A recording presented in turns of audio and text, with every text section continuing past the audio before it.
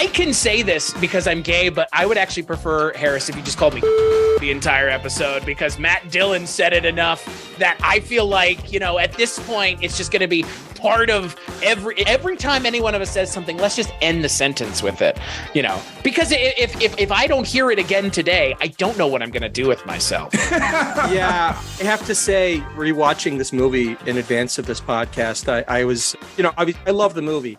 It's one of those movies that, you watch it as in a formative state and it sticks with you. However, you're bringing up one of the more problematic aspects of it, where that word, I'm not really going to feel comfortable saying it personally. Kevin Dillon said it enough for all of us. It's really problematic. There's a few things. It's not, you know what? I disagree with you on this. I don't think it's problematic. I think that guy in 1965 was saying that every other word. He said it so often, it was just nonsense.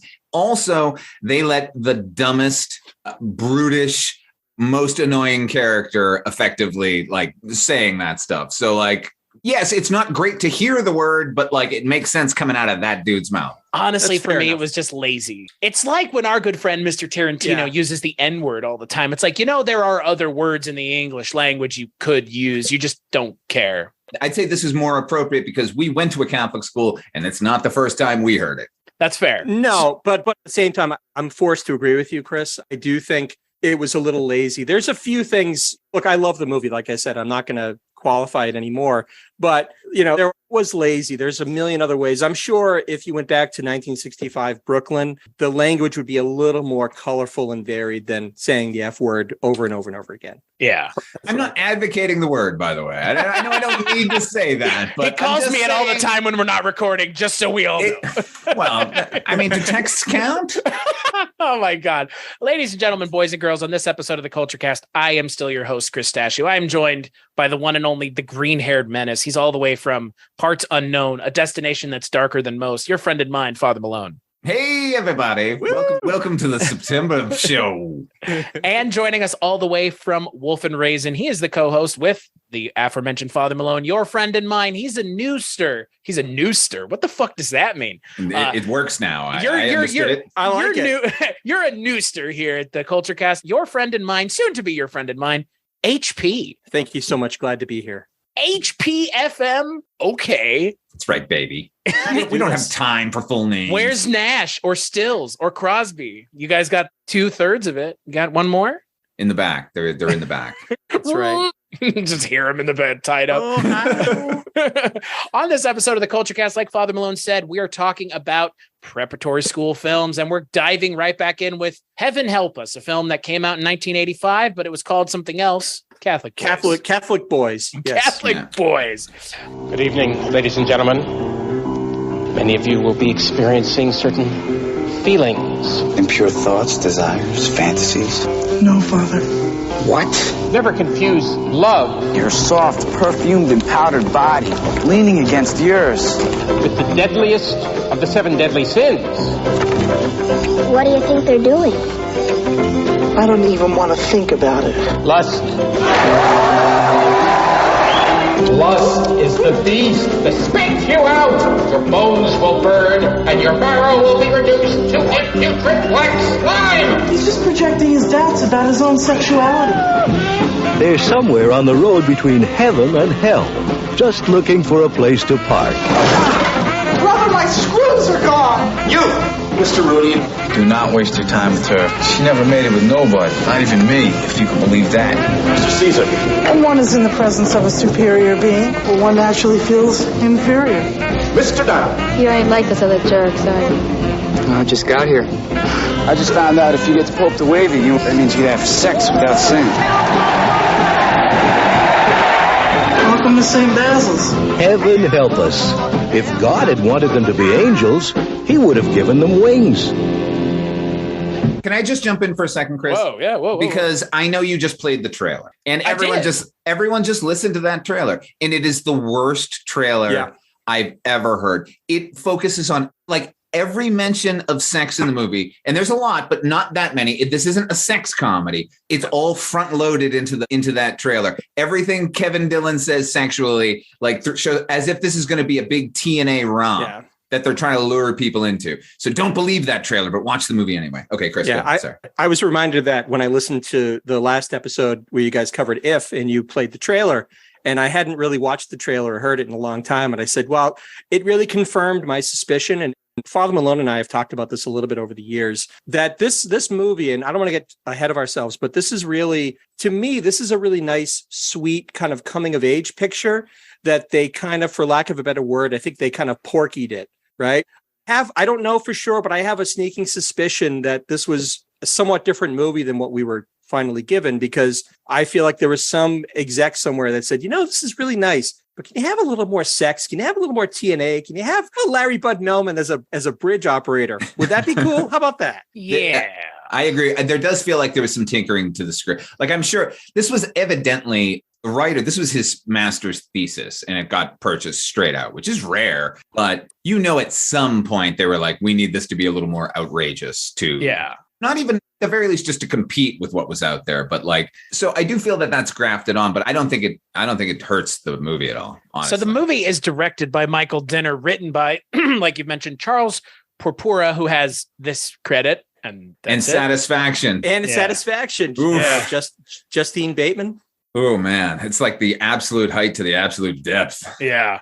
And this film stars Andrew McCarthy, Mary Stuart Masterson, Kevin Dillon, Wallace Shawn, John Hurd. Man, keep going. Smith, it's an amazing Donald cast. Sutherland. Yeah, it's a great cast. It's set in Brooklyn in 1965 at a Catholic school, and we have the main character being played by Andrew McCarthy, who is a newcomer to a school where everybody is already miserable, and he learns what it truly means to be a miserable, guilt-ridden Catholic. Oh, it's way worse than that, because he's come to Brooklyn because his parents were both dead, and now he lives with his grandparents and his younger sister. It's even better. Just make it even more awful and depressing. So, HP, since you are a newcomer to this show, tell me a little bit about your experience with Heaven Help Us. Sure. So obviously, like I had mentioned earlier, this was a cable perennial in 1985. I would have been about 12 years old at the time. I had two older brothers, and part of this, the background of this, have to understand that both Father Malone and I went to high school, to Catholic school, obviously not as grim and unrelentingly gloomy as St. Basil's, but that was our experience. However, I had two older brothers. That was my experience, definitely. Well, my experience is a little different, just not to go back on this. But, for me, I was coming out of the public schools in my hometown were horrific. They're terrible. They're not much better now. So for me, going to this prep school was kind of a way out for me in a way, because I couldn't wait to get away from the public schools in my hometown. They were terrible. I had a terrible experience there. So unlike Father Malone, who kind of spent gloriously misspent youth going through all sorts of religious schools and so forth, for me, it was I didn't have that same experience. And I had two older brothers, like I was mentioning, that both went to the same school. So there was really 12 straight years of having a relative of mine or me in this school. So watching this movie in 1985, and it was always something that my brothers were always kind of snickering about, because they knew they were going through it at the time. They were at the school. There wasn't the same sort of corporal punishment that you see depicted in this movie, but it was a heavy place to be, I would say. For me, the thing I was reminded of mostly when I was rewatching it was not the brothers, because we had brothers as teachers and so forth, but for me, it was somebody whose role was literally the dean of discipline. This was a guy who was not a member of the religious order, but his job was to maintain, law and order in the school. And that included things like, yelling at you if your shirt was untucked, because we had a dress code, often hustling kids through the crowd, grabbing their head, taking them into the office, things like that. So it wasn't as like I said, as brutal as we see in this movie, but there was an element of that. And I'm sure Father Malone can back me up on some of this. Oh, I lived in constant fear from all of those people. I was about to say, Father Malone, tell us a little bit about your experience with this film, given that, again, like you mentioned, you programmed this month, and I know that this has a special meaning for you. Well, yeah, I mean, HP said it best. We went to this school, basically. It wasn't as unrelentingly bleak, and there was no sort of corporal punishment, but the same sort of feelings, permeated. It was utterly okay. Look, I've been going to Catholic school since kindergarten. I all through grade school and then deposited here. And we talked, Chris, when we spoke about the movie If, like I caught the tail end in grade school of nuns' corporal punishment, where they could slap the shit out of you.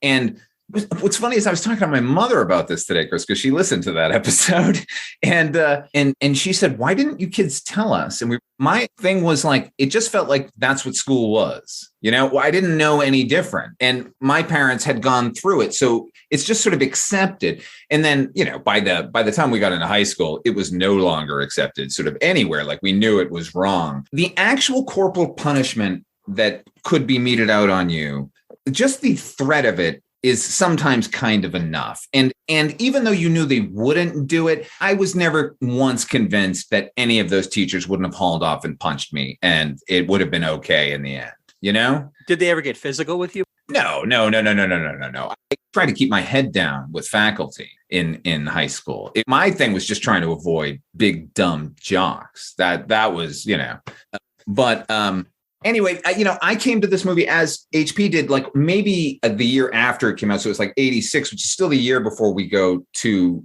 prep school. So maybe in a way, like this movie, like, you know, programmed me to think that this is what we were going to get. It is seeing it like the year before we attended. Yeah, and it's not the best sort of dress rehearsal for what you hope your experience is going to be in school. Like I said, for me, it was more of an escape anyway. But for me, it was a little bit more of a goof. Like I didn't go through the same indoctrination that Father Malone did through kindergarten for all this religious sort of training and the threat of violence, you know, almost constantly. But it was a bit of a joke for me because I would hear my brothers come home and they would joke about this brother or that brother or something funny that happened. So it wasn't as much of an implicit threat for me. But at the same time, you know, I can say that, you know, at least I could see in my experiences people like Brother Constance, who's like the scariest, you know, motherfucker in this movie. Let's face it. He delights in the punishment. That to me was more like the Dean of Discipline, someone who took a delight and a special interest in what they might consider shaping the children's minds. But in reality, let's be honest, they like to be, you know, to brutalize kids and make them fear them. Yeah, man. They stuck their hands all the way into that clay. Well, yeah, right. Absolutely. They're shaping them all right, and they're not letting them go. Yeah. You wouldn't have been as good if I hadn't beaten you. Like, well, we'll never know, will we? You know, I'm going to say this much about all of the corporal punishment stuff. I went to public schools in Texas. I didn't have to deal with any of this shit in regards to physically being abused. I did have to deal with other stuff at school, not really bullies physically abusing me. It was more just like verbal. And after a while, it was like, after a while, you stop seeing those kids because you're able to just like go fuck off to your own part of the world or just go home from school early because you just don't care, which is what I did. And, you know, I didn't have to deal with that, but I did have to deal with teachers being verbally abusive, which is always fun. And it's even better when you get to go back to their class the next year, sit in on their class, and then make them look stupid in front of the rest of the people that are they're teaching, which is what I did, thankfully, after I got. Yeah. So I had a teacher in front of the entire class say, well, because you guys are talking about your corporal punishment. This is the only story I can ever tell. The advanced placement exams were classes that you could take. You could take an AP class that would prepare you for the exam that would give you college credit before you went to college. So you could start with 15 hours ahead, whatever, essentially a semester or two ahead. So I did that in high school, and in my, I guess it would have been my junior year, I had an AP English teacher tell me in front of the entire class, Stasha, you're going to get a 1 on the exam. Okay, fine. Because I didn't do a good job in class. I was sleeping half the time. I didn't care. That's kind of what a prediction that is. Yeah, boy, call your shot, huh? So after I got a 5, which is the highest score you can get, I went into her class the next year, and I thanked her in front of the entire class for telling me I was going to get a 1 when I got a 5. Oh, that must have felt sweet. It felt really good, but at the same time,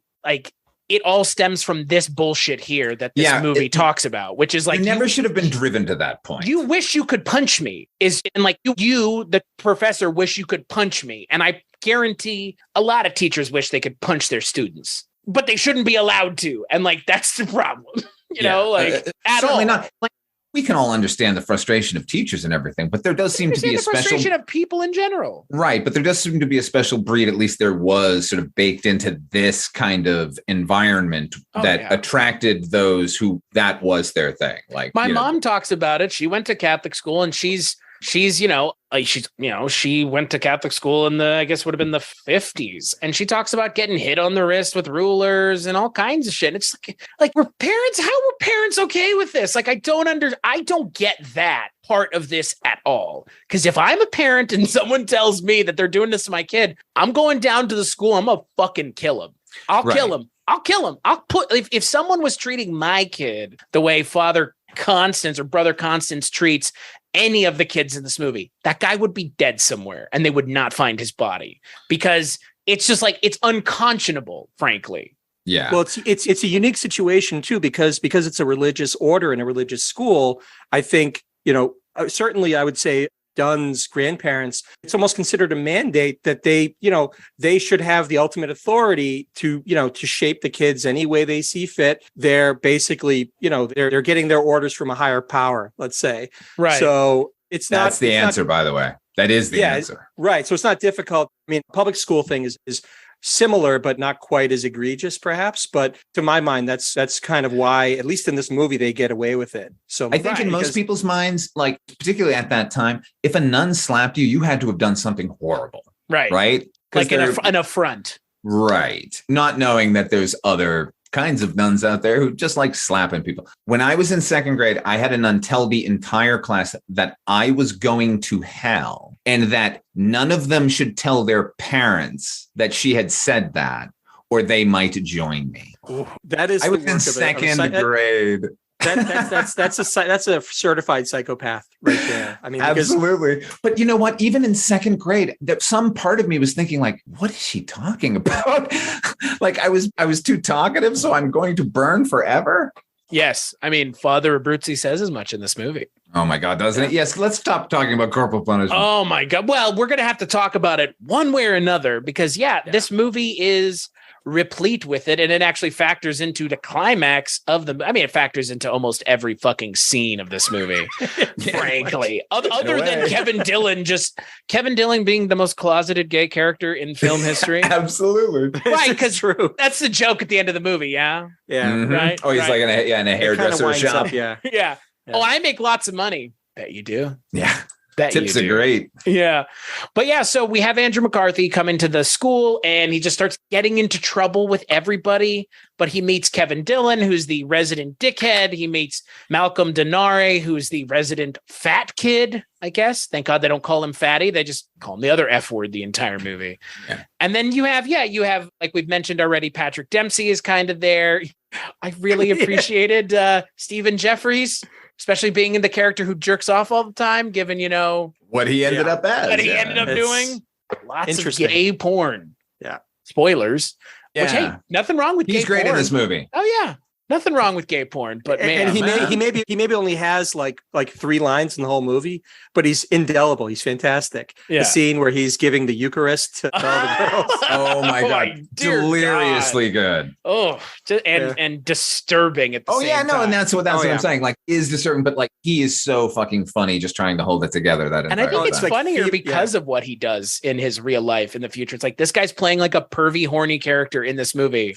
And he's ends up at the Peekaboo Theater. Yeah. Can I just say that I hate the end narration on this movie? It's terrible. Aside from, like Chris mentioned, the fact that you get this sort of wind up of a joke about Rooney and how he ended up. The narration, I hate it in the same way that I hated the narration in Blade Runner. Let's be honest. It was sort of tacked on. Again, it smacks of, changes made after the fact. Like, maybe we should have some kind of tag at the end where you find out what happened to these people. I don't really need to know what happened to Dunn and what happened to Corbett and Williams. I really don't need to know. The slice of life was there. I'm going to argue with you on that, HB, because I did want to know what happened to Dunn.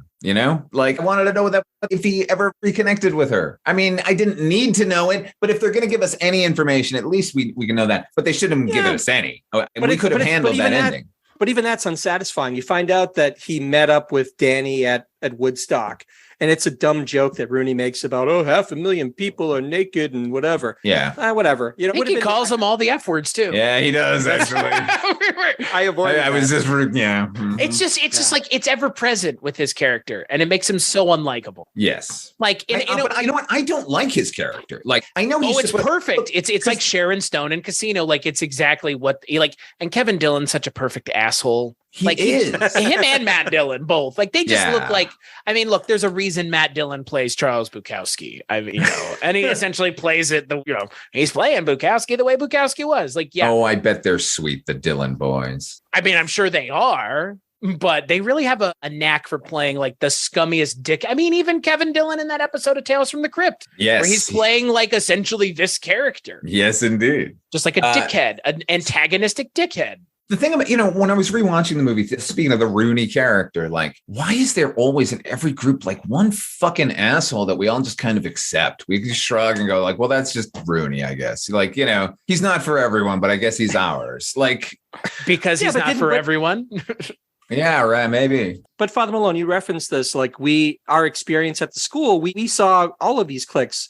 The chief among them are these jock assholes that we had to deal with day in and day out. And in every jock clique, there's at least one Rooney, if not more. I actually think that's fairly true to life. Yeah, no, totally agree with myself. But why is there one? Is the why question? Does there have to be?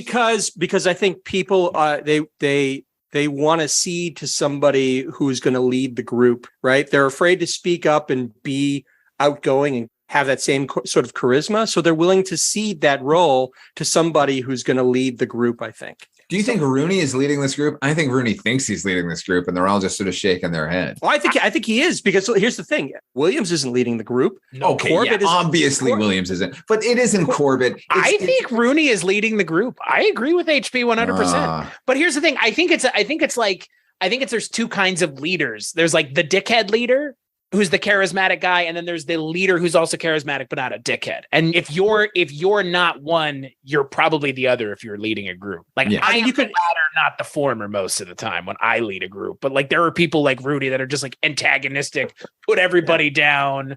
Like, I think it's, you know what though? I think it's like he's leading the group as HP because like nobody else wants it. Yeah, I mean, they're only a group because they have no other choice. Like, look around, You could make the case that Dunn becomes the real de facto leader once they accept him into the group, because, like, don't they take the head off of St. Basil because he's depressed? They've accepted him, and he's kind of like, he becomes a bit more of someone that they can follow. But Rooney, I never thought of Rooney as anything but the de facto leader. They all confer with Dunn. Like, like even Rooney goes to Dunn to like find out what to do. Because they're not idiots. They know that Dunn has more. He's the leader. He's the godfather. He's pulling the strings. He's the consigliere. Yeah. Well, but the thing about Dunn is he's still, and I was struck by this as I was watching it again, is he's very much a cipher in this whole movie. Like, you don't really get a sense for why they would want to follow him, because you don't really learn a ton about him. You obviously, the biggest part of his character arc is the romance that he has with Danny. And there's some stuff about him not wanting to be a priest and dealing with his crazy death obsessed little sister or whatever. But really, do you learn anything much more about him than that? And that essentially, he's like constantly feeling put upon by the expectations of everybody else. But you've kind of already mentioned that. He's like, they wanted me to be the Pope. They wanted me to be this. And it's like, he like wants to be his own person. And I guess in the end he is, I guess. I don't know. I don't know what else I needed to know about him, actually, HP. I mean, he's the audience through line. He's, the sort of flavorful but not too flavorful character. He's kind of like the character, the main character in Caddyshack in a lot of ways. That's the way he feels, but not as well written. I think.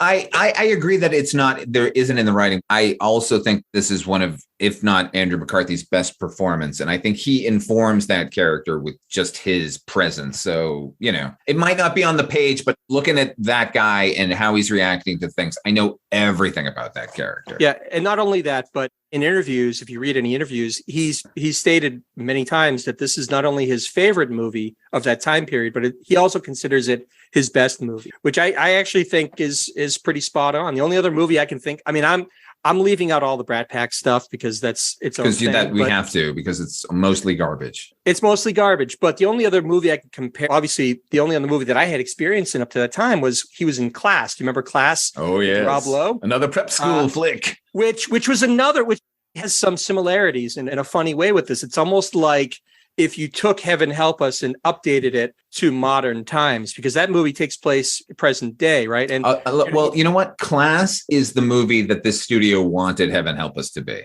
They wanted a straight up sex farce with prep school kids. And that's what Class really is. Isn't the poster for this movie supposed to look like a penis?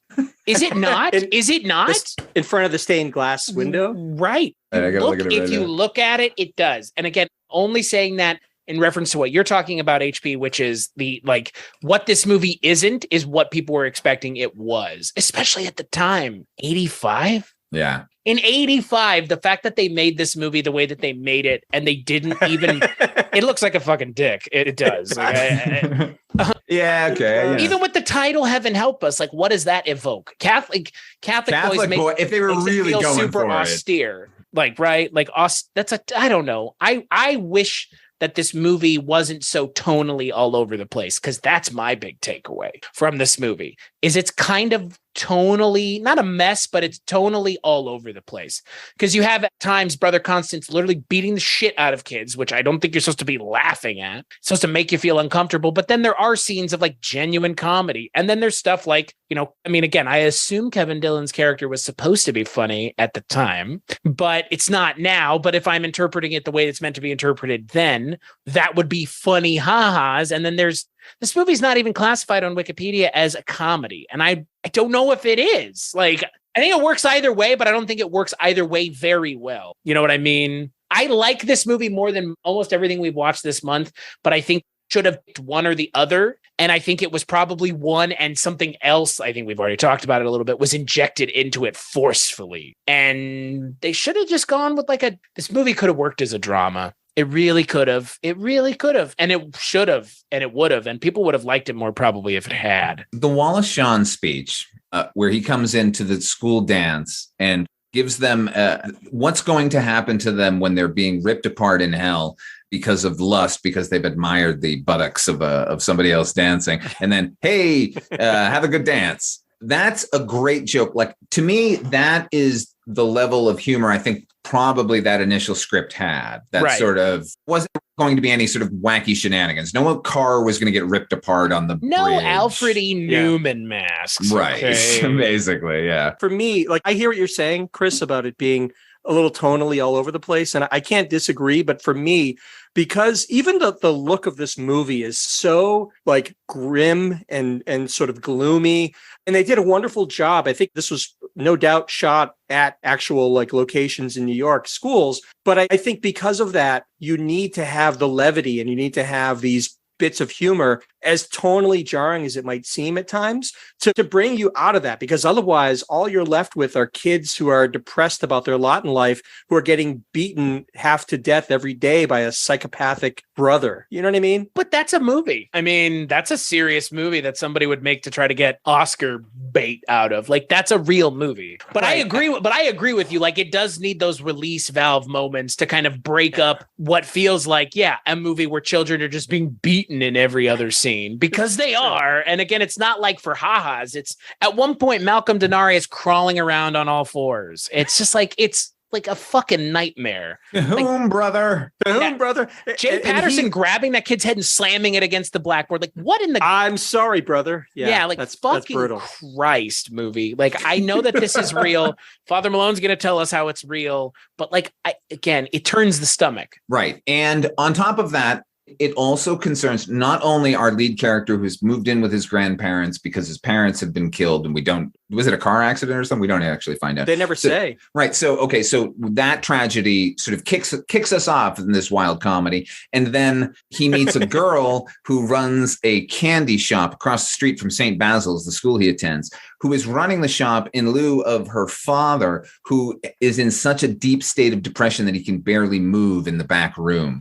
And eventually, the school administration will find her unacceptable for the neighborhood because they're curtailing this insane discipline that they're trying to inflict on everybody. And they have child services take her away. And we don't know if she's ever seen it. Like, that's really the plot of this movie. So I thank God all of these like moments of levity are in there. I think they go too far with the bridge sequence and, you know, a couple of other things. But like, I think tonally it works because it never devolves. Like, it, even as wacky as the situation is, it's still filmed with the same sort of gravity. You know, I don't know. Right.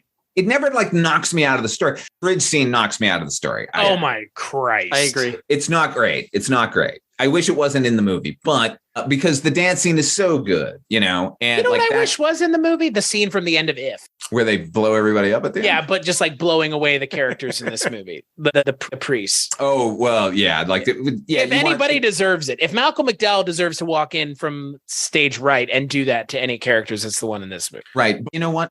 I am fully roused. I want to cheer when Andrew McCarthy knocks him, Brother Constance, out, you know? Twice he does it. When he sticks up for Caesar and like knocks him on his ass, like that's a cheering moment for me. And then again at the end, like it's totally earned. And that to me is way more powerful when Brother Constance is confronting him in front of everybody and he slaps Andrew McCarthy. Andrew McCarthy comes back with this uppercut that knocks him on his ass. Like, I don't know. It feels so earned. It feels more impactful than the entire climax of If, you know? That wasn't so shocking and like, you know, amazing to me or anything. This was, and it was more human and, you know, didn't need to go to this flight of fancy. We had lived entirely with this character. And I think that character and does get his comeuppance again because, you know, Donald Sutherland sides with these kids, throws them out and gets a progressive in there. I love this movie. Have I said that, guys? I love it too. But one thing that struck me this time that I hadn't really picked up on before is there's a little bit of an inconsistency, I think, with Donald Sutherland's character. What was his name? Brother Thaddeus. Brother Thaddeus. That's right. Yes, Brother Thaddeus. So at one point, John Hurt's character, Brother Timothy, is strolling with him and telling him, because he had witnessed Brother Constance, you know, beating Rooney's head against the wall. And he basically says to him, like, he seemed to be taking a delight in it, brother. And at the time, Brother Thaddeus is like, well, he is our most effective teacher. And that's kind of the way things are. And I'm like, I mean, that makes sense or whatever. But then all of a sudden at the end now, like. Yeah, because he witnessed it for himself. He chases this kid in here and smacks the shit out of him. The kid's already bleeding and terrified. Like, what's to be gained there? But is that you saying that he doesn't believe what Brother Timothy is trying to say? Yes, that's exactly what I'm saying. I think that's the systemic problem in the entire Roman Catholic organization. Like there comes a time when someone's just like I know, but it all comes down to like, I cannot fathom that that's the truth, that he actually enjoys hitting these children. And then you see it and go, oh shit.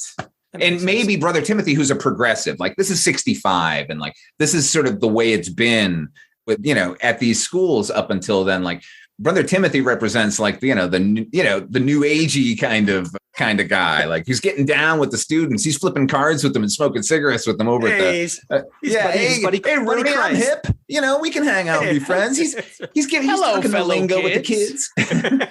I guess I kind of agree. I agree with you, HP, because I'm of this mindset that like he could have walked into that classroom at any moment and checked for himself.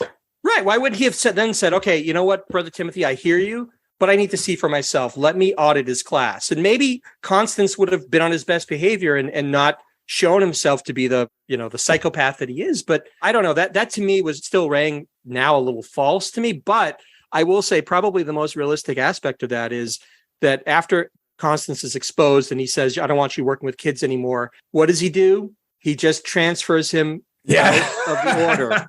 He just goes somewhere else. God knows where he goes and what further, havoc damage he'll be inflicting on the youth. Seriously. And I never picked up on that as a kid, but I certainly picked up on it now. It's almost like they shone a spotlight on it. Huh. Where was that movie set? Yeah, right. Well, again, like when I think of the Catholic Church, that's what I think of. But this is that's like 1A now, because it used to be 1A. Beating the shit out of kids used to be the 1A you thought about. Yes, now it's a whole other deal. Right. Yeah. But it's essentially still has to do with kids. They just don't beat the shit out of kids anymore. They do what they do to them, which is sexually assault them. Fucking Catholic Church. I swear to God, man, it's fucked up. Yeah. Sorry. Well, yeah. Look, Yeah. yeah, man. No. Yeah, it is. What I'm trying to say is Everybody get excited about how bad it is. Correct. if you want to raise at least an agnostic, make sure they go to Catholic school their whole life. Because by 8th grade, by the time I got to high school, I was done. You know, Right. Well, and especially if you were in the midst of this shit, like it's different now. Like I had friends that went to John Paul II High School. Ooh, Yeah. It was a very rich, expensive place to go in Plano, Texas. And I had some friends that went there and they said it was a great time. They weren't getting the shit beat out of them. They probably had a better time than I did. You know why? Because they were going to a private school that cost like $30,000 a year. And they probably had lunches cooked for them by people that gave a shit, which I'm not saying people at my school didn't give a shit, but didn't give a shit about what they were offering us. they didn't care at our school either. Yeah. And our cafeteria was garbage. Right. It's a different time now. Catholic school now is perceived as a rich kid thing, not a disciplinary nightmare, you know. Well, Massachusetts is lousy with Catholic high schools. That they have them here where I live. I mean, they're everywhere. There's one across the street from my house, and then there's a big high school, Pius X. Cool. Like, do you think you're cool if you go to one of those places? I'm sorry. Like when someone says they go to Catholic high school, I'm like, sorry. No, you should say, oh, you are getting a superior education, which is all I took out of it. I was like, you can keep all of this stuff that you're piling on me and just teach me the best you can, which is another reason I think parents were looking the other way. They knew their kids were getting a superior education from those nuns and such. I feel like I got a superior education from the Catholic organization, but that doesn't mean I subscribe to their undead hero of a savior. You know, I feel like I like what he said, but you got a good education on paper, but the fact that you had to go through any amount of corporal punishment almost completely like null and voids education. You know what I mean? Like this is God damn you. Hee-haw. Turned into hee-haw real quick. You know what I mean though? Like it's hard for me to sit here and validate teachers beating kids. No, let's not. But I will say this. James Horner's score in this movie is really wonderful. Thank you. It's a good score. The sort of Irish score. This is like 1985. I know James Horner gets a lot of hate now, doesn't he? Does he? He does. Like, does he? I don't know. He's more beloved. I think he's more beloved now. Yeah, I mean, he's no Hans Zimmer. Okay. Hans Zimmer, I guess, is the big joke. But I've always loved James Horner's scores, and he did something very cool here, which is he hired Irish musicians. So you're hearing actual traditional Irish music being played, and his compositions are really good and aren't the sort of typical reels and jigs that you'd find in every other thing said in an Irish community. So it's always good to hear a buldran, which is that drum you keep hearing throughout the entire thing. So I wanted to point that out because really, I've always liked the music, but watching it again last night, it sort of struck home like how much I like the music. Agreed. Yeah. Who hates James Horner? I don't know. Maybe I was confusing him with Hans Zimmer. I was like Hocus Pocus, fucking Aliens, The Rocketeer. Hey, there's no question. I love the man. I'm just saying. Yeah, I just don't know had him confused with Hans Zimmer. Him. Oh, his work on Avatar must be what it is. Oh, okay. Yeah, and didn't he did Titanic as well, right? Yeah. Yep. Yes. Yeah. Yep. So maybe where people are a little down on him because of the popularity of what he was. But all of his work with Ron Howard, that's why people don't like him. Yeah, I think he did Far and Away also. He did Willow. I don't think people dislike James Horner. Yeah, okay. James Horner's great. Never mind what I said. Are there composers that people don't like? Like, is there someone? Certainly. Who? Danny Elfman. Who doesn't like Danny Elfman? Who doesn't like Danny Elfman? There's a whole wave of people that I'm looking up right now that don't like him. I think people just say like his stuff all sounds the same. Exactly. Which but that's not disliking. That's just like pointing out the obvious. No, everyone loves Danny Elfman. I was joking. I'm not. Is there someone that people genuinely dislike? Like there has to be. Isn't there think of a composer and the one you don't like, and then say that composer? I can't think of any. I mean, who doesn't like Alan Silvestri? Right. Everybody Jerry Goldsmith. Like someone like, I fucking hate Jerry Goldsmith. I want to kill him. Like, he's already dead. So that's not applicable. Yeah. You know what? Honestly, I can't think of a composer I would throw up against the wall. Right. Me either.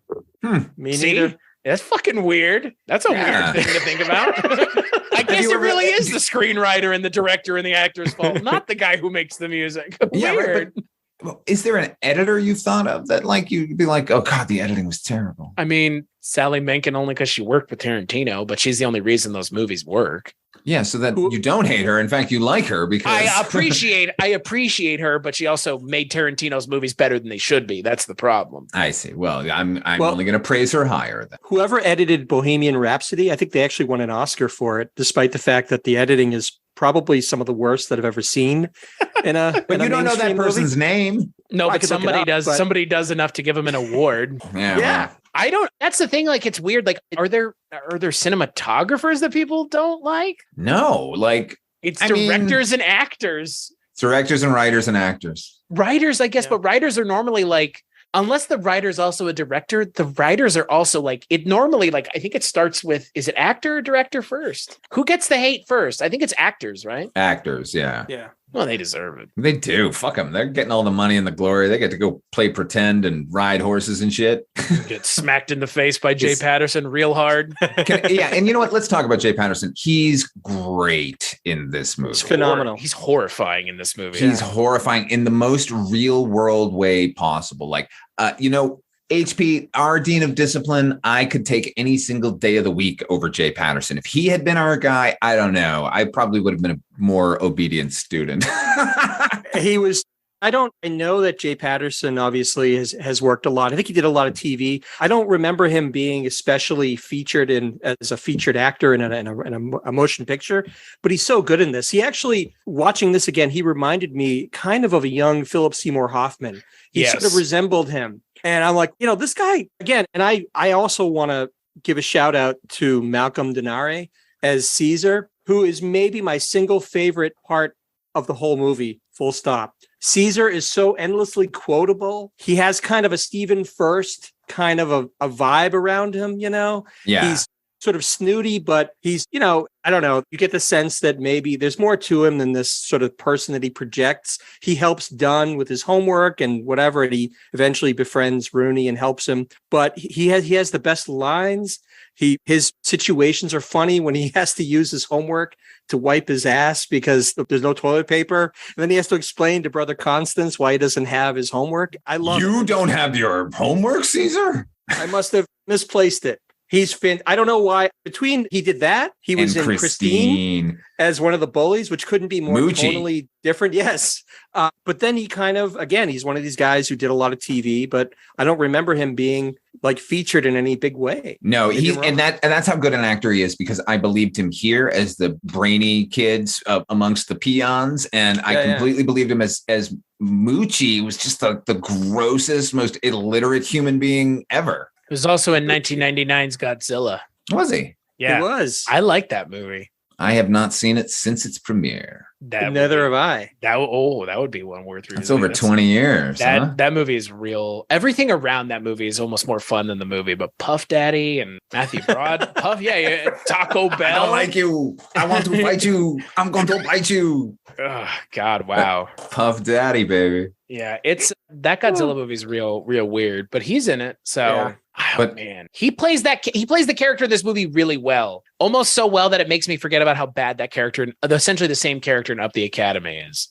Yes, this is the flip side of that, because you know what? I kind of knew this guy in high school, Caesar. I won't say his name, but I liked him a tremendous amount, and I love this group of kids, basically, is what I'm trying to say. Like, all of this, it is a motley crew, right? Like, thrown together. They would never be friends in any other sort of situation, but it really is them versus the institutions sort of beating on them. And I love the sequence where they all the schools, the Pope is coming to New York. It's the first time the Pope has come to America. And all the students are bussed in to line the streets to wave to the Pope. And our 5 characters disappear and they go see an Elvis movie. And this line makes me laugh every time. Even this year, you son of a bitch. Which you got one in this year, even without it, you fucking monster. And I didn't program that one, right? I did not program Blue Hawaii. No, you sure did not. I slipped it under the radar. But like, what they're watching the movie and Rudy's like, oh God, what did they cut Elvis's balls off? And like they show him like on the raft, and it's all resplendent. And I'm thinking about Elvis, who to these kids was the fucking total rebel, and like looking at him then, like I don't know. I love that scene. And I love that they all do that together. They all just cut to go watch a movie, which I did many, many times in high school. So even though, like, let's be honest, Williams and Corbett don't really contribute too much to the through line of the movie. Numbers. And in fact, you need numbers. That's true. And the other thing that I was struck by was the movie was a lot more episodic in structure than I remembered it being, because ultimately there's not a ton of plot to hang the movie on, right? You have Dunn, he comes in, but it's really about these sort of misadventures that he has. Like there's, the scene where they take the screws out of Caesar's desk and there's a confrontation, but ultimately, and even the stuff with him and Danny is only there for a brief moment and then it's sort of gone, and it doesn't really carry through the whole movie. But it's really, like that about it, that it's not as if they're working towards like some final goal at the end of the movie. Like they're going to, they need to put on a show like in Porky's or something, or they need to, I don't know, like rescue somebody from some situation. It's just really about these guys, their experiences in this really dismal situation and how they got each other through it. I really like that about it. Yeah. And can I just say that the romance between Danny and Dunn is incredibly sweet. And I've been in love with Mary Stuart Masterson ever since this movie because she's so good.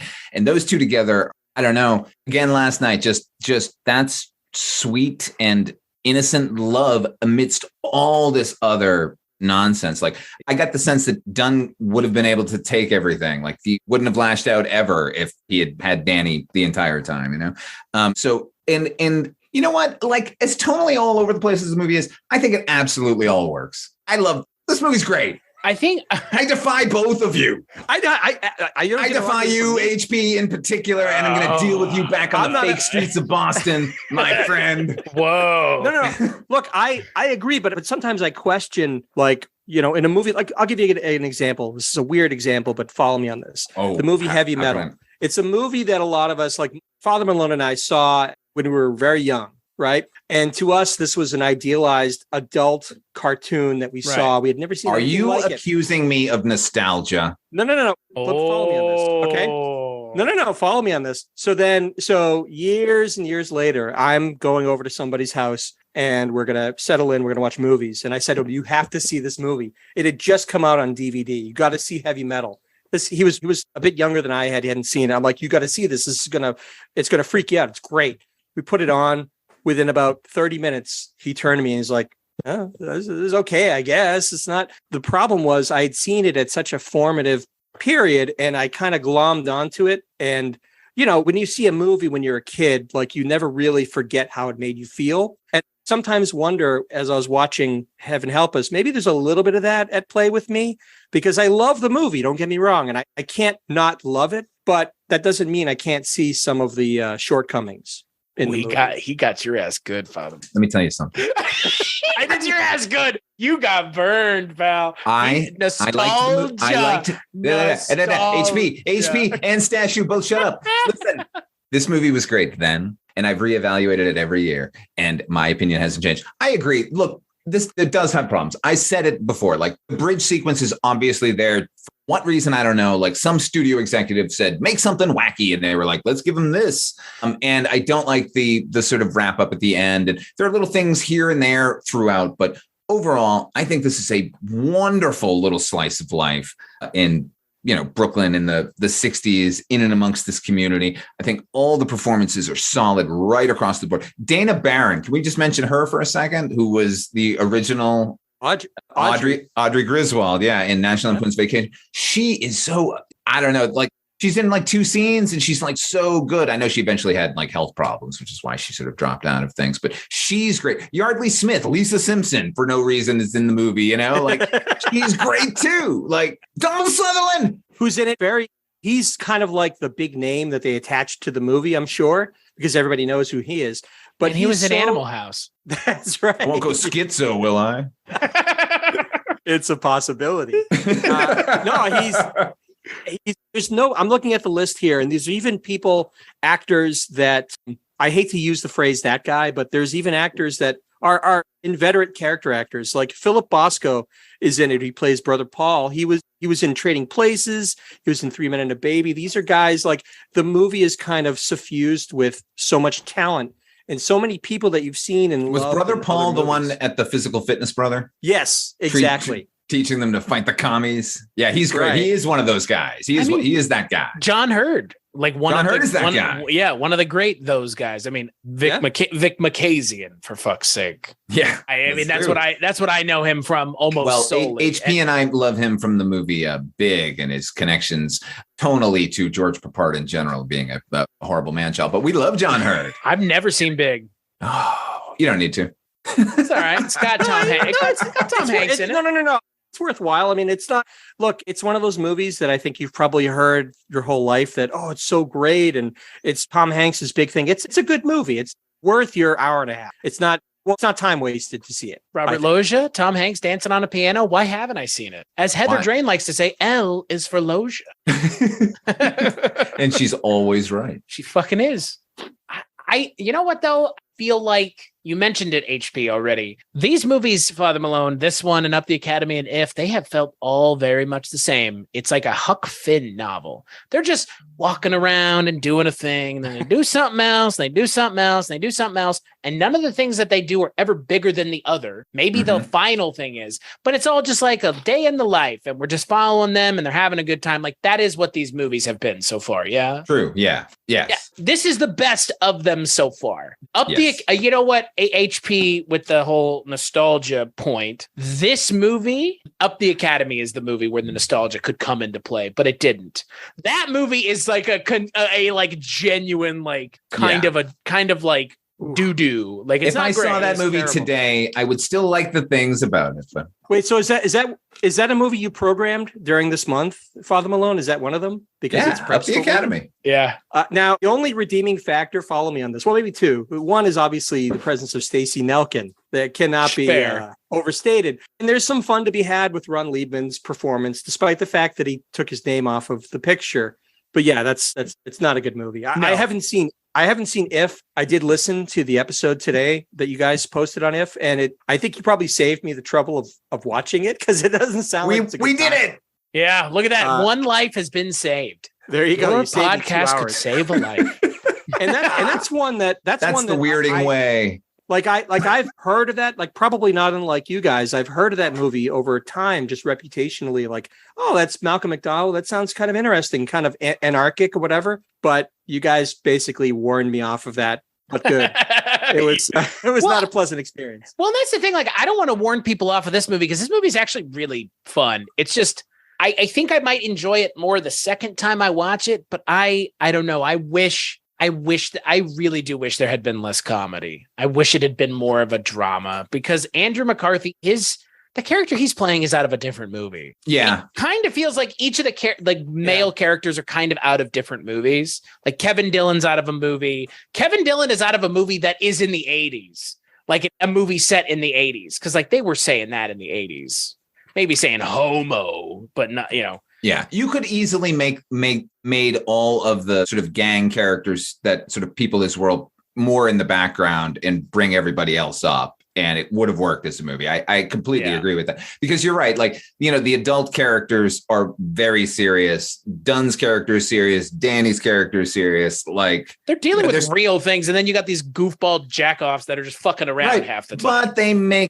Because that stuff, everything I described, is horribly depressing. So it's not fun. Like, but again, like, there is something about that could be good and entertaining and worthwhile, even though it's a hell of a bummer. Because maybe in a more serious movie, you have Rooney and his pals dying on the bridge in a more serious movie, right? Not in this one where it's like yuck, yuck, yuck, Bud Melman. Or yuck, we yuck. could have a serious movie like The Chocolate War, that sort of, I think, is that movie you're describing. This is not that. This is lighter version. This is the more feel-good version of the prep school journey. And I think I agree. This movie, Chocolate War, and the other movie I program, which is Toy Soldiers, like, those are more what you're describing in a feature, which is there's definitely a narrative to it. Like, it's all going in a direction, as opposed to the sort of more episodic, slice Homer's of life. Odyssey type thing. Right. He's trying to get somewhere. Aren't these journeys interesting? But he's got a destination. Yeah. One movie, as I was watching it, that I was kind of reminded of, and this isn't a movie about prep school, or it's not as nearly as sort of dark as this is. But for some reason, it came to mind when I was watching this was the movie The Flamingo Kid, which ironically stars Matt Dillon, Kevin Dillon's brother, but and takes place in the same time period. It's a similar deal where you have this kind of person who comes into this situation in this life that he has no experience with. And in Matt Dillon's case, he's going to work at this exclusive country club. But at the end of the day, he learns about life and he learns some hard truths about the adults that he's dealing with and how to, and dealing with his family and all of that. If I was going to like program a double feature, that might be a good double feature there, because you have the dark side of it, which is Heaven Help Us, which is, it's tonally a little more challenging. But The Flamingo Kid is nothing more, it's just lightness, it's comedy, some it's breezy and drama. Yeah. It is a better blend of comedy and drama together, than this one. But you're absolutely right. It would be a perfect double bill. Yeah. Or using the Wallace Shawn connection, We're No Angels. Oh. I mean, that's set before this movie, right? A little bit. I think in the 20s, right? I think so. Yeah, I think so. I mean, Wallace Shawn and I know he's a time traveler and we love him in everything, but that's fair. Brother Ignatius. Oh, by the way, I want to point out one other thing. There is a sequence in the film where all the boys are going to confession and Rooney is consulting with everyone and telling them how to narrow down their sins so that they won't be, doing rosaries for the rest of their life. That is a real thing. We all did it. You just tack on a lie at the end. You go, oh, and I also lie. This sort of, deals with God that these boys had to go through is a very real thing. And I admired that they put it in the movie. Interesting. So really, you would do that during confession. Yes. You would kind of barter down your sins. Was there one guy who was kind of like the ringleader? He was. No, it wasn't like that, because I would never discuss that, because you're in church when it's happening. So this idea that you're just sort of bullshitting, while you're waiting to go to confession, that is not the case. Everyone is quiet. It's church. But I certainly in my mind would tally up what I had done and what I could actually say and get away with. Yikes, dude. Lots of guilt. Yeah. I got guilt on my own. I don't need somebody to tell me how much more guilty I need to be. Well, they say Catholics have to go to school to learn it, right? I guess. Is that what they say? Again, I don't know. Is it?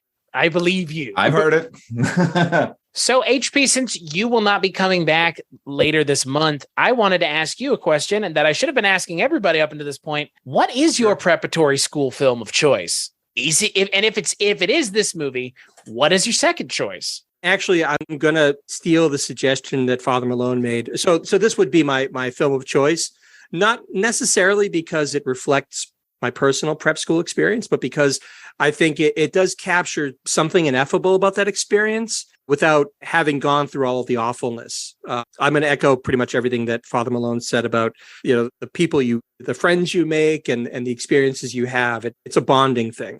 Maybe second best, actually, and I'm surprised to say this, but it actually kind of sparks something in my head. Father Malone just mentioned Toy Soldiers. I actually don't think that's a bad second choice, because there's something about that school, not that it's my favorite movie or whatever, but there's something about the school and how it's all depicted in the movie, at least fictionally, that does remind me a little bit of my prep school experience. Not that we were ever taken over by a terrorist group trying to free a mafia, whatever the plot was. Maybe without you weren't there that day though. That you were out. That's right. It was a whole thing. HP. Don't you remember? They wrote about it in the yearbook and everything. Yes. No. I without any deeper contemplation, I would say those two probably, but definitely Heaven Help Us. I think this was a great choice. And you know what? You didn't have to say it. You didn't say it, or if, because you haven't seen If. But if you had seen If, Miroslav Ondracek does the cinematography for that film, Father Malone, and this one. Sure does. Wow. He's good, man. I know. I think like we've kind of already mentioned, like HP and yourself had mentioned Father Malone. The movie looks amazing. Yes, it's lovingly shot, right? Yeah. Which again, Miroslav Ondracek works on all kinds of other things that aren't these kinds of preparatory school movies, namely Riding in Cars with Boys. A League of Their Own, FX. Funny Farm, The World According to Garp, Ooh, Funny Farm. I love Funny Farm. But Chevy, God, that's one of those Chevy Chase movies that, just everybody forgot about. I was working working my first job as an usher in a movie theater that was playing that movie. So I saw it a lot. And I know it's not good, but like I remember enjoying it extra just because I could see it for free anytime I wanted. Is it better or worse than Modern Problems? It's way better. It is way better. It is way better. Yeah. Like Modern Problems, if I said that, then you could accuse me of nostalgia, because I tried to rewatch that recently and I was like, what were you thinking, sir? Funny Farm I think Funny Farm is better than you remember it being, because like recently reading an article about it and I was like, that actually, I like it because it's a little more nihilistic. Like there's really not a lot of, the characters are not necessarily good characters, and I respect that. And it was George Roy Hill. I mean, Slapshot. I have to, World According to Garp. World According. Oh, he did Garp too. I didn't know that. Yeah. Miroslav Andrzejczyk. They were working together a lot as well, apparently. And that helps with a movie like this, that it's nice to look at, because that was something Up the Academy did not have. No, there was no care at all. Robert Downey Sr. is the, cinematically kind of like the Kevin Smith of his age, is just like set the camera up and go, like this is lovingly shot. Michael Dinner, he's a big television guy now and has been for decades. Yeah. I think he did a fantastic job. I want to shout out one more thing, because I watched the film all through the credits there, and I noticed it was dedicated to a fellow named Otto Paolini. So I looked up Otto Paolini, and he worked basically as the colorist for a bunch of movies. Like he was the Technicolor guy who made the movies look the way the directors wanted, and the cinematographer. He worked on Dawn of the Dead, One from the Heart, Creepshow, The World According to Garp, and this movie. That's a pretty good list of movies to have done anything on, to have like walked on the set and gone, hi everybody, and walked off. That's fair. Well, and Michael Dinner, to his credit, he has Offbeat, this movie, and Hot to Trot. Ooh, the horse movie. Yeah, the John Candy Bobcat Goldthwait horse movie that we did an episode on so long ago, and that movie is so unfun. It's like it's so bad in an unfun way that I couldn't even suggest you hate watch it, because it's not fun. Do you appreciate this movie even more now, thinking about Hot to Trot? I don't know. I would like to Chris, see off. You and I have made a career of comparing two things. Fair. Right? That's fair. I will say, from what I remember from Hot to Trot, that movie is irredeemably bad. So this movie is way better. Further in your estimation? Yeah. Okay. Have either of you seen Michael Dinner's other? I was calling Michael Winner. Michael Dinner's other film, Offbeat. Is that with Judge Reinhold? Yes. It's like a cop dancing movie, a dancing cop movie, right? He's a librarian who impersonates a cop. Yes, I liked that movie. Sounds fun. It is. It is fun. Wow. Yeah. I've not seen it, but I can. Wow. No. I remember the ads for it, like the commercials, and I remember with him dancing, like trying to dance. Yeah. I mean, it's no Soul Man, but what is? No, and HP.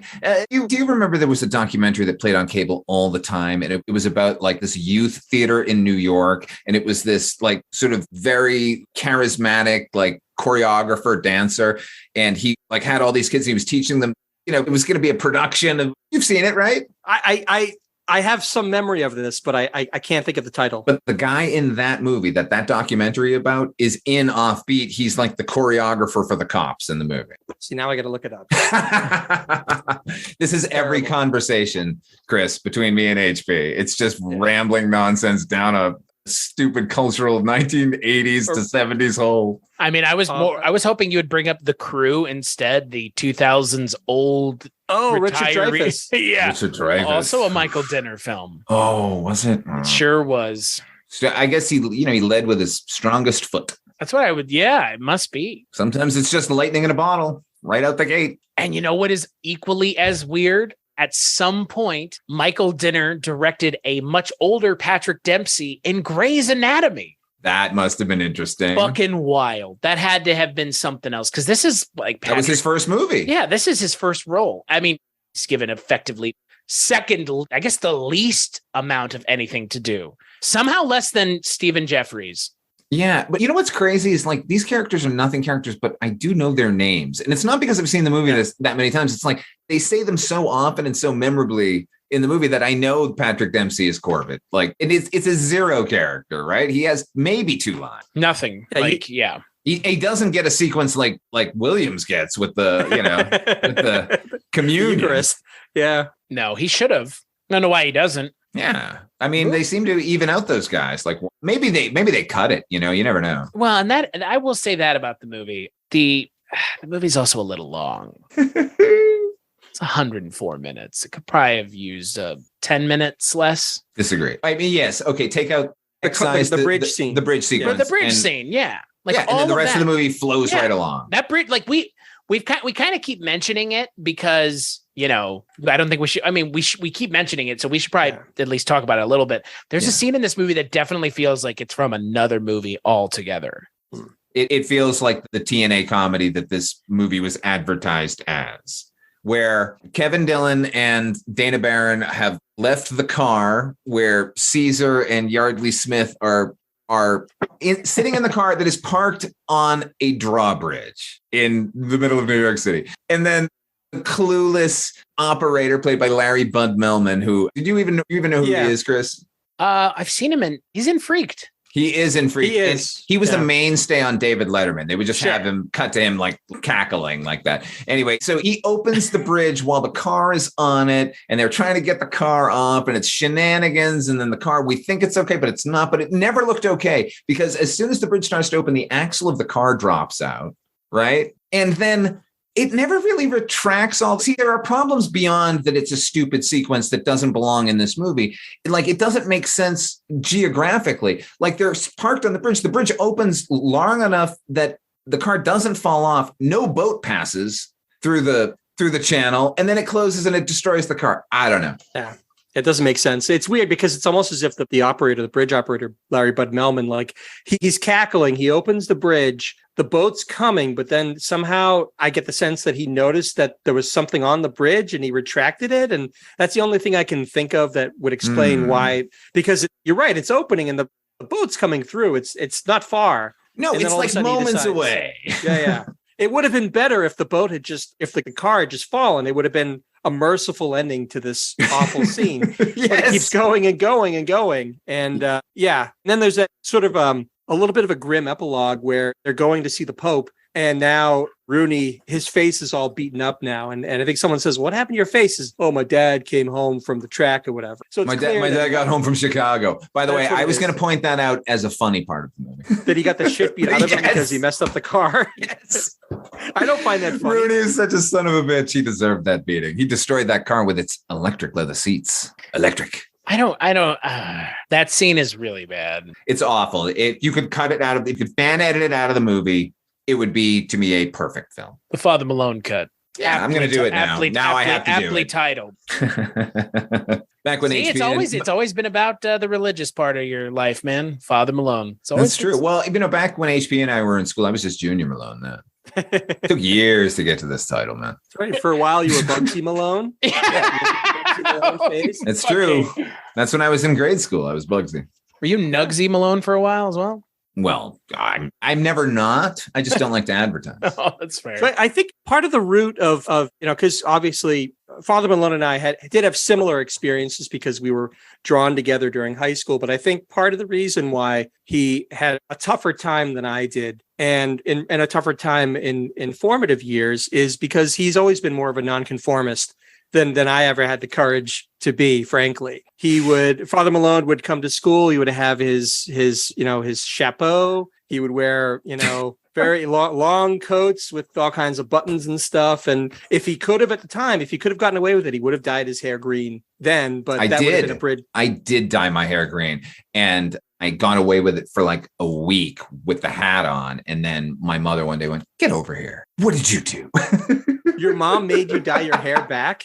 I didn't know that story. That's crazy. Yeah. Wow. Well, the nuns would have just cut it off. Yeah. Oh, well, I got off easy, I guess. But yeah. But how did you get away with wearing a hat throughout school? Like, wouldn't? No. This wasn't in school. This was out of school. But I did that in school. I definitely would have if I could have. But I couldn't have gotten away with it at home, so I wasn't going to get away with it at school either. Right. So that goes some way to where Father Malone at this point, Chris, so I'm not saying anything you don't know about his character, but he was always more of a, frankly, more rebellious. So, and I think that kind of feeds into his... Not true. I'm a good boy.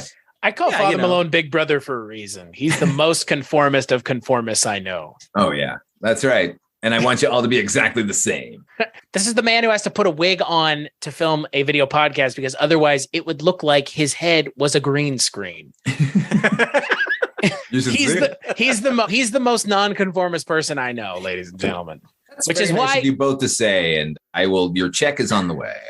We still do checks, right? Like you writing and sending a check is the most conformist thing I can do. Is it now? Nobody's doing it. Yeah, everybody. Yeah, I guess so. Yeah, like old women at the grocery store writing checks. Yeah, and like rich white people. Yeah, pricks. How else do you pay for things? Yeah, I'll send you a check. Yeah. At some point when I get around to it. Pay for things if you're rich.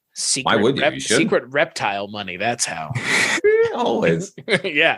Those tunnels underneath the cities, man. That's where the currency is stored. Tribulation 99. I want to watch it. I'm going to watch it. I'm going to watch it. You know about that, HP? You know about aliens and what the fuck? Church of the Subgenius? I'm not as well versed. I do have a VHS copy of Tribulation 99 socked away somewhere, though. I have to my brother.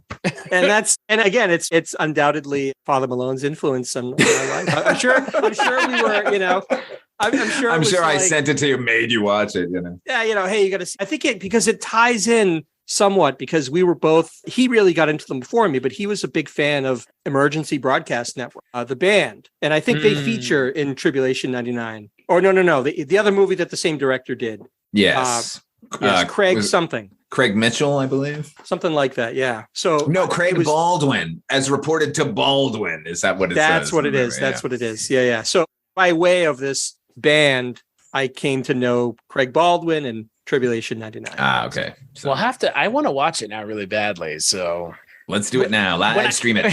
When I'm not watching Heaven Help Us. Yes. I mean, it's only like 30 minutes, right? Something like that. Tribulation 99? Yeah, maybe 45 maybe. Yeah. Well, can I ask you a question, Chris? I'm sorry. Sure. No, go for it. So you got me thinking. So obviously you didn't have the same kind of prep experience that Father Malone and I did. But if you could, let me turn the question around to you a little bit. Like, is there a movie depiction of the high school experience that really speaks to you that would be your, whether it's your favorite movie or not, something that really kind of, I think you think illuminates what you went through? Again, for me in high school, I shockingly was not as cool as I am now. What a surprise. Who was? Yeah, that's fair. Probably. Well, I don't know. It sounds like you were. Yeah, I was. I was not. Yeah. I don't know. Like high school experience for me. I mean, there were. I don't know. Man. You know what? Here, I'll give you something that I could relate to. It's not a high school movie, but it's kind of like this movie, and this is just Heavyweights with Ben Stiller. Yeah, I love that movie. I was a fat kid growing up, and like that was like like it's a movie about a bunch of fat kids who beat the shit out of a jock. Yeah, written by Judd Apatow. Yes, and it stars Ben Stiller essentially playing White Goodman from Dodgeball. Right, but I would actually contend the other Ben Stiller character. He has two, either insufferable like nerd or insufferable jock, or that third option from Starsky and Hutch. Do it. Oh yeah, well that's that's the best one. He goes way back, that character. Yeah, Ben Stiller show. We love that. Casey Kasem, come on, do the dog voice. Come on, do it. Come on, do it. Scooby-Doo, come on, do it for my wife. Come, bring a plate of food over. Act like a waiter. I mean, that character's kind of in Heavyweights. The Tony Perkis Sr., the lighting fixture king. Right. That's probably the movie I would relate to the most is Heavyweights. Because, like, again, I didn't go to a preparatory school. I don't even, I guess the question is, high school movies that would be depicting my high school experience would have been coming out when? When I was in high school or after the fact? Yeah, good question, right? Because this movie came out when we were going. I mean, we were about to go. So it came out in 85, right? Like, yeah, but this is wildly specific. You know what I mean? Like, right. This isn't like Fast Times at Ridgemont High that everyone can draw something of their high school experience. Or if you're Richard, that is his high school experience. Is it? Well, that's what he said. Yeah, I mean, he went to high school in L.A. Like, oh well, I'm sure his was Fast Times at Ridgemont High, and God damn it, why weren't we all on the West Coast? Right?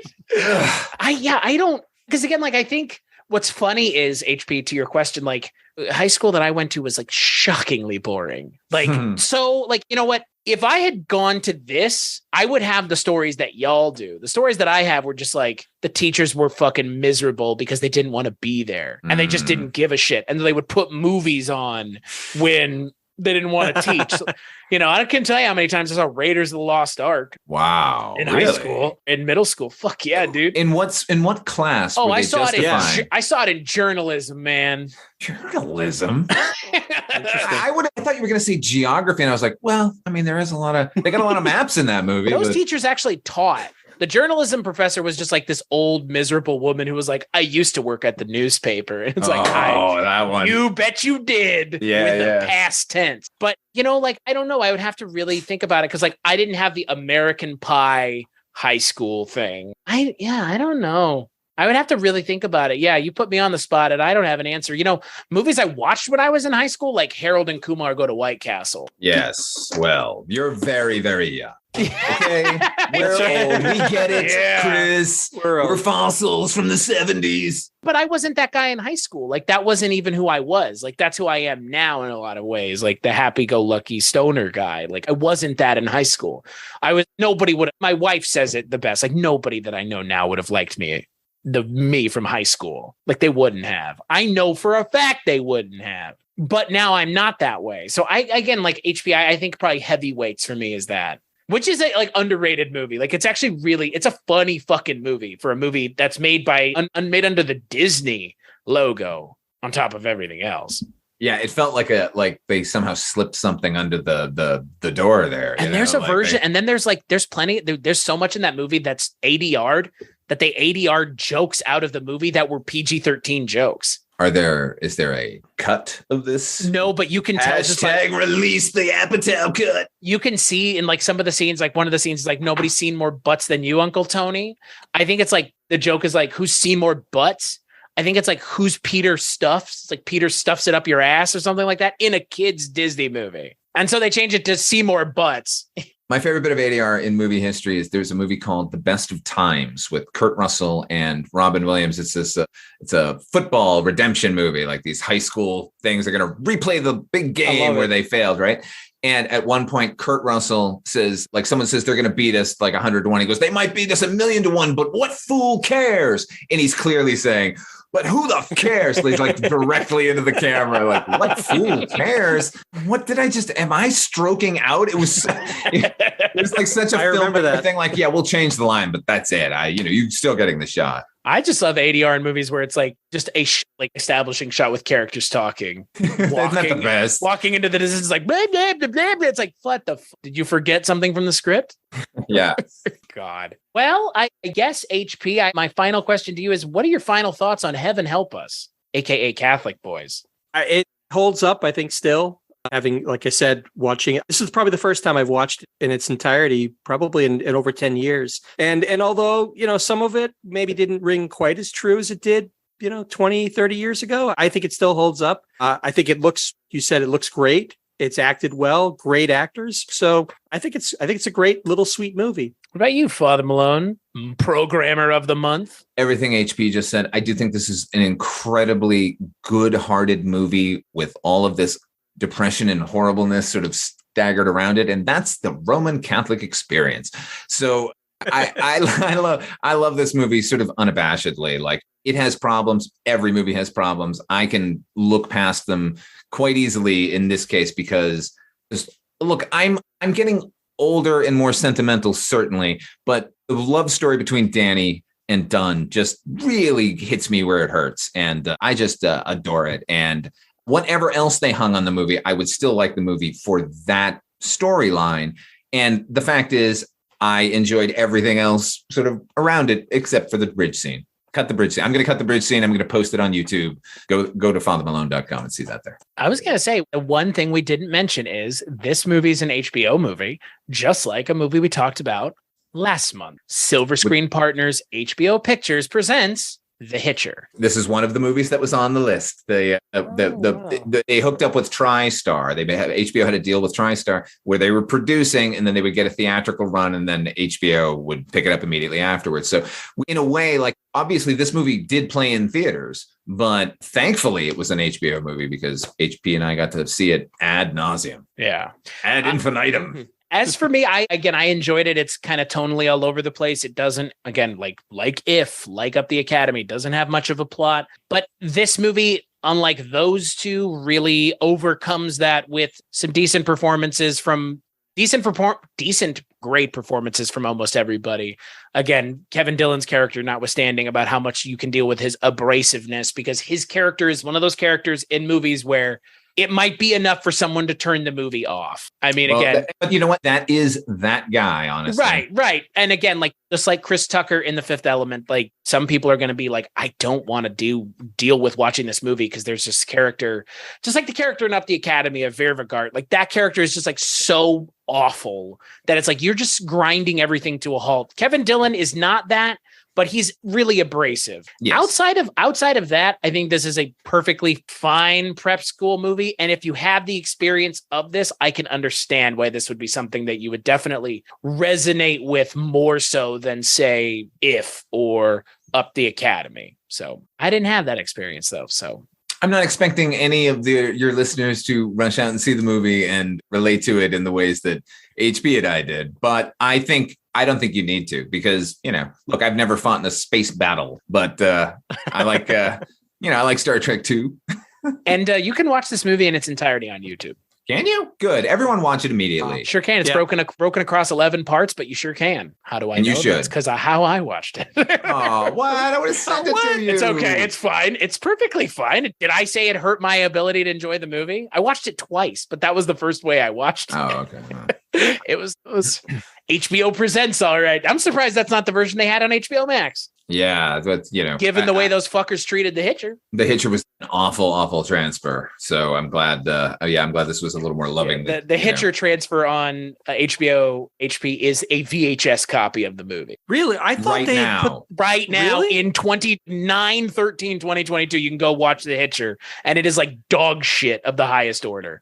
That was a very popular movie. I mean, that was huge at the time. Rutger Hauer and everything. I remember that being, especially on HBO, that was big movie at the time. Well, they're still showing us the version we were getting then. I guess it doesn't have dragons in it, so they just don't care. They're not invested in putting money into it, so no dragons. Well, they can always just add one in, like Rutger Hauer just with it, flying around on a dragon. Maybe during that helicopter scene, just throw it in the background. Yeah, sure, why not? So on that note, we'll take a break and we will play a preview for the next Culture Cast of Prep School September.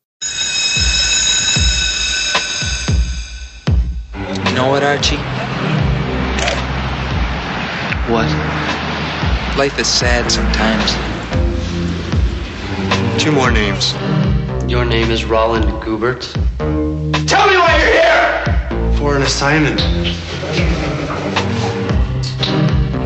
Who the hell do they think I am?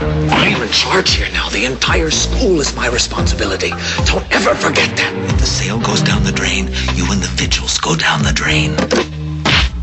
One more name. The kid who just left the field. When they wiped out. Kid named Renault. Freshman. His mother just died. Poor kid. That must be hard. You know what he needs? What? Therapy. We can't make your life very bad. Very sad. Father. It's your mother, Jerry.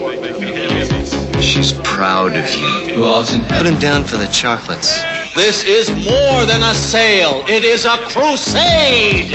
I'm not going to sell the chocolates. The boys have become infected. A terrible disease, difficult to cure. Yeah, you're missing a lot of things, Jerry. I'm just asking you to take the chocolates and sell them. We're not asking, Archie. We're telling. Why keep them calm? Cut out magazines, remind me. I sit and wait alone. Thy will be done. In my room. That's right. On the next Culture Cast, we're talking about a movie that I think I'm the most excited to watch this month of everything. We're going to be talking about the chocolate war. Yes, this is the best one. I mean, it is. There's no question. If you ask me the question, which is my favorite, this is the chocolate war is definitely my favorite. I haven't watched it yet again for the podcast, but I am savoring the opportunity to do so. And who are we going to be joined by? My Effendi? Who? Father Malone. I believe that is Detroit's own Mike White. The projection booth's Mike White. Ranking on Bass's Mike White. That's right. The Shabby Detectives Mike White. Mike White's Mike White. Yes, he's a funky one. Yeah, impossibly so. Impossibly so. But he'll be joining us on that episode, and I'm looking forward to it. And I got a book I got to read before then, also titled The Chocolate War. So I'm looking forward to it. Yeah, me too. So until then, HP, where could people find you on the internet should they be looking? So I am the co-host with Father Malone of Wolf and Raisin, the Banachek podcast. And we're also working on a taxi podcast, another taxi podcast called Good Night, Mr. Walters, a taxi podcast. Look for that soon. Father Malone, what about you? Well, if you want to find like my video stuff and everything, you go to fathermalone.com. If you want to find my podcast, you can go to fathermalone.com. That'll get you there too. I just want to announce that I'm very, very happy that I'm now part of a media giant. I've joined the Weirding Way Media Network. That's where you're going to find all my stuff eventually, but you go to fathermalone.com and it'll get you there. Yeah. As for me, cstasher.com is the place where I work on all of my stuff, including all of the numerous shows that are on, Cats Out of the Bag, the Weirding Way Media Network, which is where most of our shows are going to be. Including Good Night, Mr. Walters, the taxi podcast. Including Woo! Shabby Detective and Rankin on Bass and The Life and Times of Captain Barney Miller and the Kolchak tapes. And there's a lot of stuff. And you can find it all at weirdingwaymedia.com, actually. So there you go. This is the first time. Holy shit. Yeah. Yikes. We'll remember this when we sell it to Amazon. When they pry it from our cold dead heads. But yeah, as for this show, culturecast.com, patreon.com/culturecast, all the things you could do to support us monetarily, but you don't have to. Just listen. I understand times are hard and everybody's struggling, myself included. Maybe not with money, but it's not just money that matters in the world, folks. That's why you should just listen. As for my guest, HP, thank you so much for joining me for your first time. Mr. Newster. Thank you so much. It was a real pleasure, Chris. Thank you so much. And I would thank you, Father Malone, but you're going to be back next week, so there's nothing to thank you for until we get to the end of this month. And we'll catch you on the next episode.